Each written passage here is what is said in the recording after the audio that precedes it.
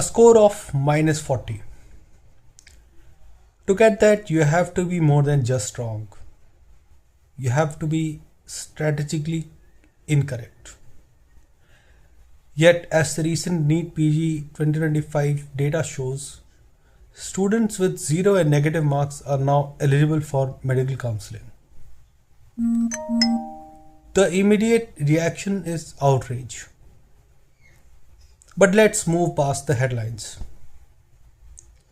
Is this a failure of social justice as some claim, or is it the ultimate triumph of technofeudalism, where the seat is just a commodity to be sold to the highest bidder, regardless of the page it's printed on?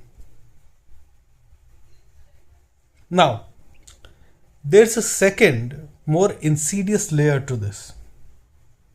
In a recent conversation, a colleague pointed out a jarring irony. She's a doctor.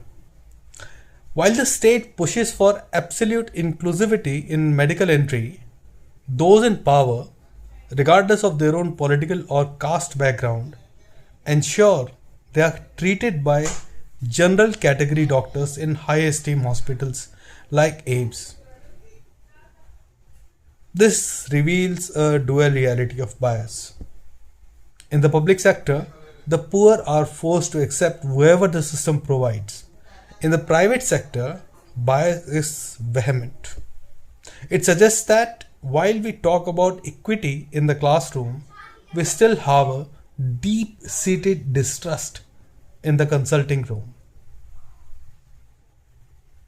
Let's look at this through Pierre Bourdieu. He talks about symbolic capital. A medical degree is supposed to be the ultimate symbolic capital of competence. But when the state reduces the threshold to 0, it doesn't just lower standards. It devalues the capital of every doctor from a marginalized community who worked twice as hard to get there. Think about that.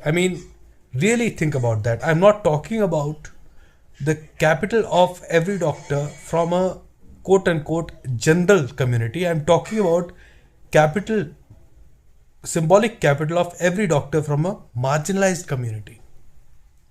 It creates a stigma of the quota that even a genius cannot escape.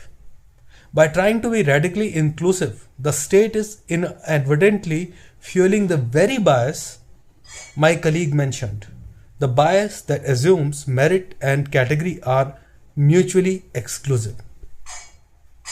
Are they mutually exclusive? Merit and category? We are caught in a tragic choice. On one hand, the moral imperative of social justice. On the other, the biological imperative of competence. If we lose the minimum standard, we don't just lose doctors. We lose the social contract of trust. When a professor's promotion or a doctor's referral depends on mutual respect or friendship rather than verifiable excellence, the institution ceases to be a meritocracy and becomes a feudal network of favors. The minus 40 score isn't just a number. It's a symptom of a system that has forgotten how to value human life over political optics. I am Rahul, and this is Pages and Perspectives. Tell me, can we have true social justice without a minimum standard of excellence? Let's argue in the comments.